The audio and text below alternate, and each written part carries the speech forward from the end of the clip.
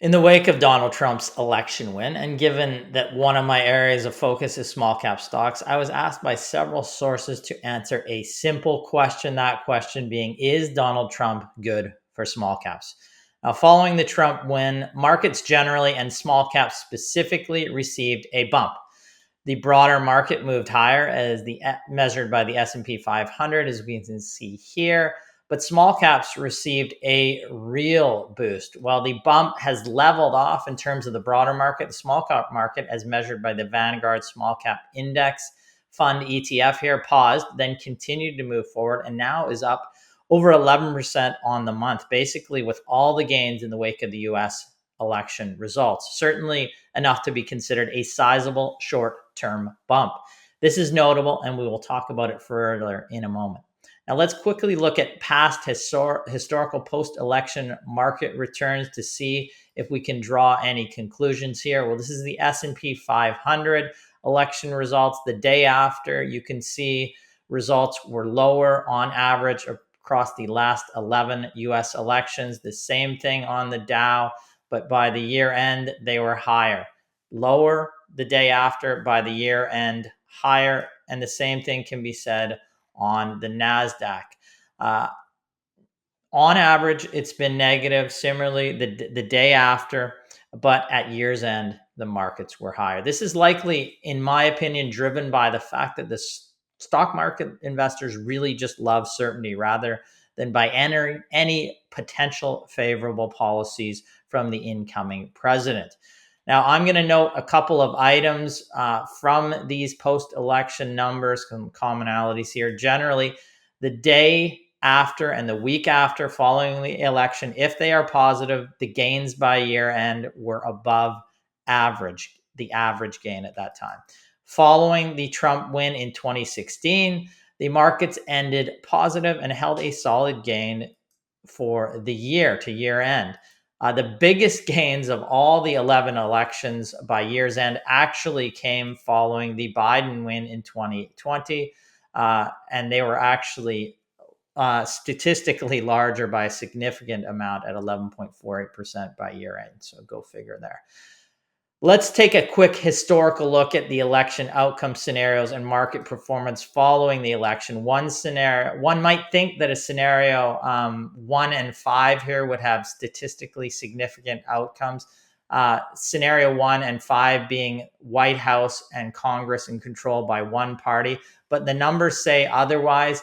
It is scenarios 2, 3, and 4, which are more divided, that provide more statistically significant impacts on the market.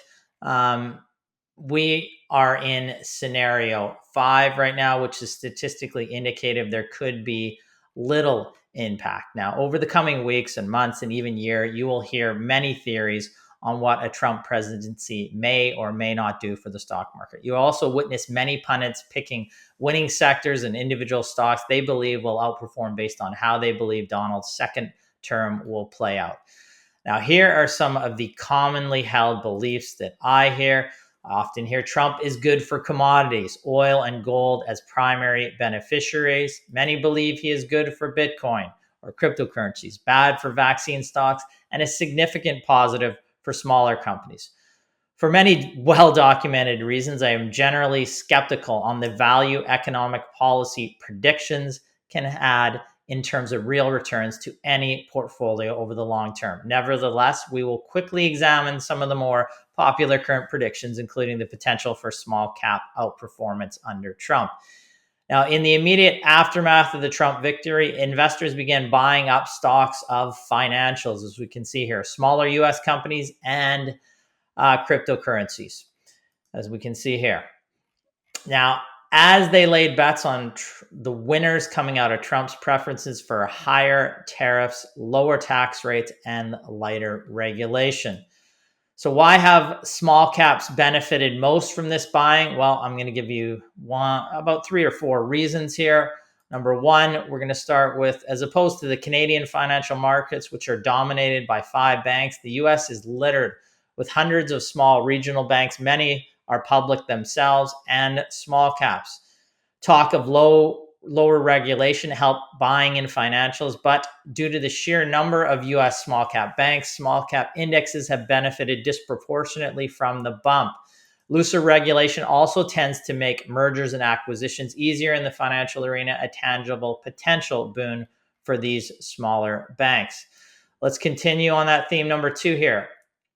Secondly, I'd say higher tariffs are thought to be positive for smaller US companies, industrials specifically, industrials which also heavily weight into small cap indexes or indices, and could be another driver of small cap gains thanks to Trump's policy to focus on the domestic economy. In theory, small to mid-sized manufacturers that competed with China, for example, those scant few that are still out there, should be benefactors. Thirdly, a significant increase in tariffs will make many goods cost more, which could create inflation theoretically, which is generally bad for most companies, but it can be thought of as good for commodities. With surging costs, however, whether this actually translates to better cash flow per share in commodity stocks, which is often assumed, remains in question. If you are looking in this sector, make sure you look at good balance sheets and low cost providers. They are best positions. Let's quickly look at some headline commodities here. We can see gold up over the past 6 months.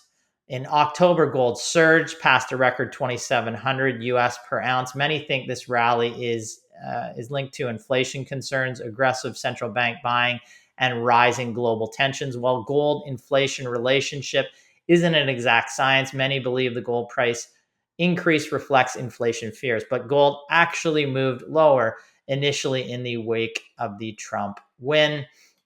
We can look here at the iShares US Energy ETF. Energy stocks, including oil, exploration, and drilling names, had rallied since Trump won the election.